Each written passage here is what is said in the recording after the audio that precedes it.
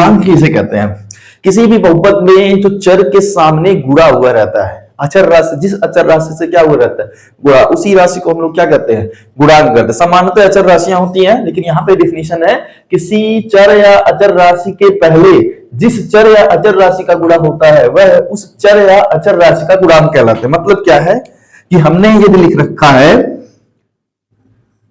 5x square minus 2x plus 10, इस यह एक बहुपद है क्योंकि ये चर और अचर राशियों से मिलकर के बना हुआ है। तो गुणांक का मतलब क्या होता है कि जैसे कि यहां पे एक ये -2x की बात ले लें, यहां पे चर राशि हमारा x है, x के पहले किसका गुणा हुआ है? तो देखिए x में -2 का गुणा हुआ है, किसका गुणा हुआ है? -2, तो x का गुणांक यहां पे x का गुणांक यहां पे हो जाएगा -2। कितना होगा? -2। अगर हम लोग यहां पे अचर जो है हमारा x स्क्वायर है, x स्क्वायर के गुणांक की बात करेंगे तो यहां पे x स्क्वायर का गुणांक होगा, x स्क्वायर के गुणांक की अगर हम बात करें तो देखिए +5 से गुणा हुआ, x स्क्वायर में किससे गुणा हुआ है? +5 से, तो यहां पे x स्क्वायर का गुणांक क्या होगा? +5। दूसरा एक एग्जांपल और देखते हैं, x minus 3y square plus 5z। ठीक है, यहां पे आप लोगों को x y z के यदि गुणांक बताने हैं तो सबसे पहले x का गुणांक पूछे तो उसको इस तरह से फाइंड आउट। देखिए इसमें x के पहले किससे गुणा हुआ है? 1 से। जहां कोई संख्या नहीं होती वहां पे क्या गुणा होता है? 1 का, तो x का गुणांक यहां पे कितना हो जाएगा? 1 होगा। यहां पे y स्क्वायर -3y स्क्वायर में y में किससे गुणा हुआ है? -3 से। किससे गुणा हुआ है? -3 से। तो यहां पे y स्क्वायर का जो कोएफिशिएंट होगा वो कितना होगा? -3 होगा। यहां पे अगर हम z की बात करें तो z में किससे गुणा हुआ है? +5 से। तो यहां पे जो कोएफिशिएंट होगा, जो गुणांक होगा वो हो जाएगा कितना? +5। तो किसी भी संख्या में या फिर कोई भी हमारा अगर चर पद लिखा हुआ है तो किसी भी बहुपद में हमको गुणांक बताना है किसी भी चर का, जैसे यहाँ पे x है, यहाँ पे x स्क्वायर है, तो उसके पहले जिस राशि से गुणा हुआ रहता है उसी को हम लोग क्या कहते हैं? उसका गुणांक कहते हैं। एक एग्जांपल और देखिएगा, ax square minus bx plus c। इसमें अगर हम आपसे पूछे कि x का गुणांक क्या है तो इसमें x का जो गुणांक है, देखिए सबसे पहले x कहां पर है? ये देखिए x स्क्वायर है, ये क्या है? x है। तो यहां पे x का जो गुणांक है वो कितना है? -b। कितना है? -b। अगर हम x स्क्वायर के गुणांक की बात करें, x स्क्वायर का गुणांक क्या है? तो यहां पे ध्यान देने की बात है, x स्क्वायर यहां पे है और x स्क्वायर में किससे गुणा हुआ है? a का। किससे गुणा हुआ है? a का। तो यहां पे x स्क्वायर का गुणांक +a और x का गुणांक कितना है? -b। साइन का हमेशा ध्यान रखिएगा क्योंकि बिना साइन के आपके आंसर गलत माने जाएंगे। आप सीधा यहां पे x का गुणांक b नहीं बोल सकते क्योंकि x में जो मल्टीप्लाई हुआ है वो -b का हुआ है। किसका हुआ है? -b का। तो ये चीजें याद रखिएगा। एक एग्जांपल और देखेंगे, ax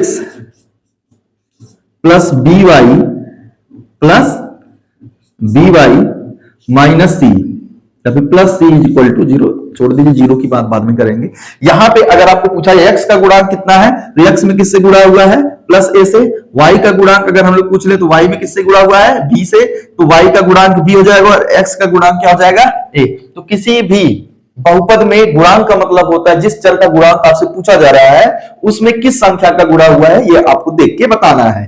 कभी कभी पूछता है कि x स्क्वायर -5 में x का गुणांक बताइए, x स्क्वायर -5 में x का गुणांक बताइए। तो पहली बात तो इसमें x है नहीं, पहली बात इसमें x नहीं है, क्या है?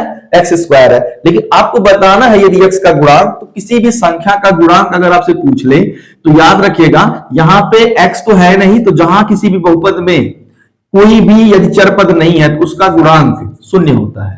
क्या होता है बेटा? 0 होता है। यहां पे x का गुणांक कितना हो जाएगा? 0। यानी आप चाहें तो इसमें हम लोग +0 × x लिख सकते हैं, वैल्यू में कोई डिफरेंस नहीं आएगा क्योंकि 0 की मल्टीप्लाई से ये पूरी की पूरी रहे, चाहे एडिशन हो, चाहे सब्सट्रैक्शन हो, चाहे जोड़ हो, चाहे घटाना हो, उसका कोई मतलब नहीं है। 0 जुड़ने से घटने से कोई फर्क नहीं पड़ेगा। ठीक है, तो यहां पे कोई भी यदि किसी भी बहुपद में वह चर नहीं दिया जिसका गुणांक को पूछा जा रहा है तो आप याद रखिएगा उसका गुणांक क्या होता है?